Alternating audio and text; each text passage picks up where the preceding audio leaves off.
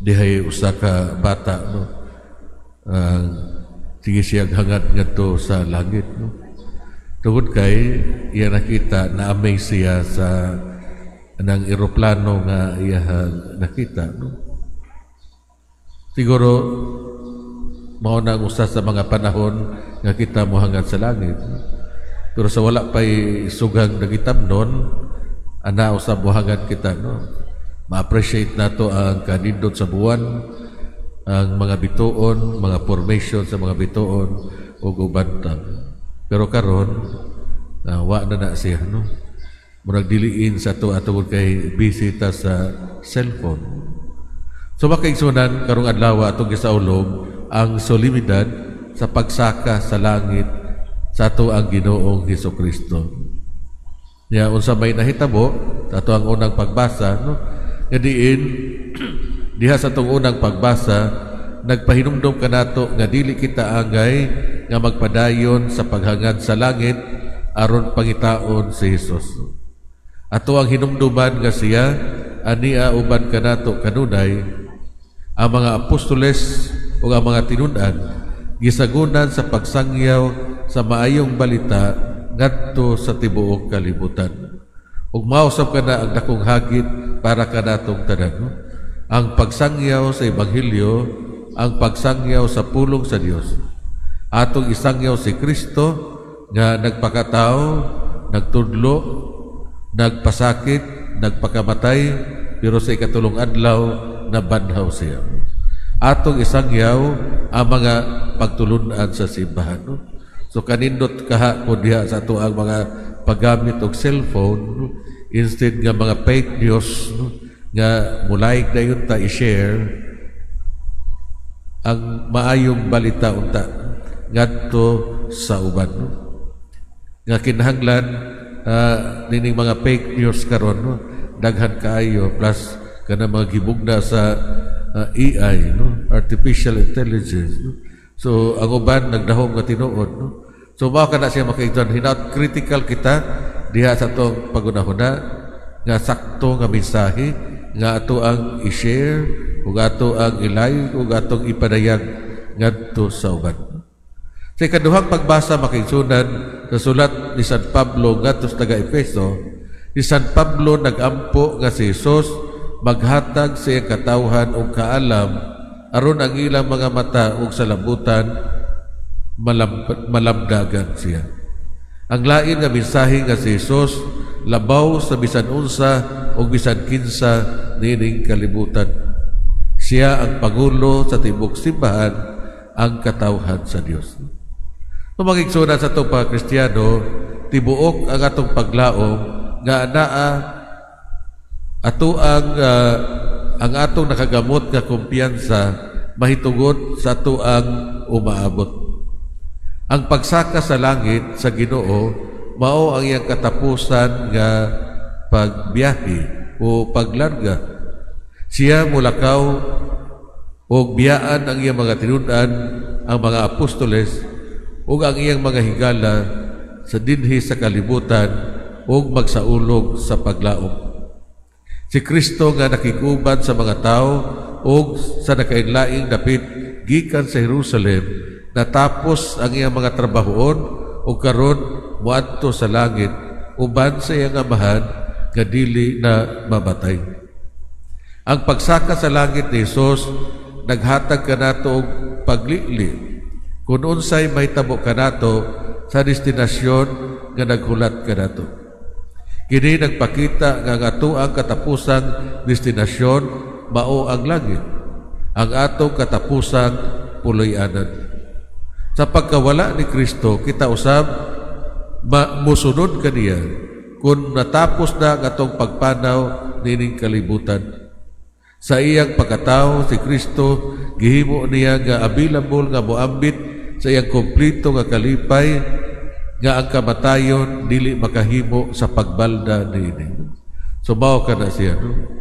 So kung ato ang usisahon na ato kaugalingon karon no, gikan nga nakamatngon tag buot hangtod karon no.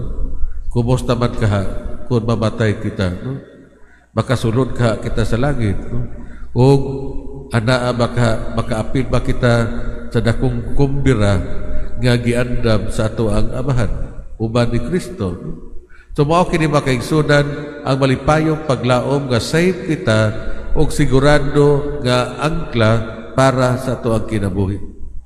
Ang pagsaka sa langit nga ang pagandoy para sa kalipay o sa katibuok sa kinabuhi nga lawom nga nakaimprinta sulod sa matag tao kini mahitabo gayon. So ang mga pulong nga mga panimilit ni Jesus ngadto sa iyang mga tinunan mubo ra kaayo diretso ang iyang punto, ako magauban kaninyo kanunay. Nga dinhi makigsunan miingon pa siya panlakaw kamo og tudloi ang tanang mga nasod. So wala na makonfine sa gitawag natong to a bodily presence, siya makiguban sa iyang mga tinunan sa bag-ong paagi. Pinaagi sa gahom sa Espiritu Santo ang Ginoo ang maghahatag sa kinabuhi. O karon kay nahubanan niya ang iyang misyon dinhi sa kalibutan, iyahang gisalig ang pagpadayon sa iyahang mga trabahoon ngadto sa iyang mga higala nga mituo kaniya. Ang ilang tahas mao ang pagpakuyanap gikan sa Jerusalem o pagsangyaw ngadto sa tibuok kalibutan ang kaluwasan nga iyahang nadaog. O sa samang paagi isip unang mga tinunan kita gitawag nga mosunod kang Kristo o gisangyaw ang iyang mensahe niining lumalabay nga kalibutan uban sa tumakasing-kasing padulong sa kalibutan nga wala na'y katapusan.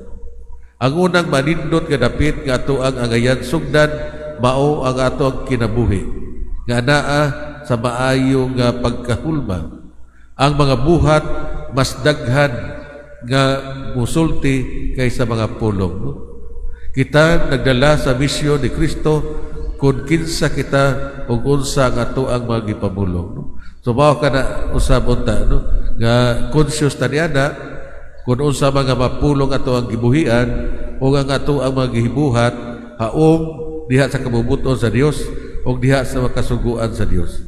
Nga pinaagi sa itong mga pulong, mga buhat, kini usab magkabig sa ato ang isig katao diha sa pagpasalamat sa Dios o pakigiusa kaniya.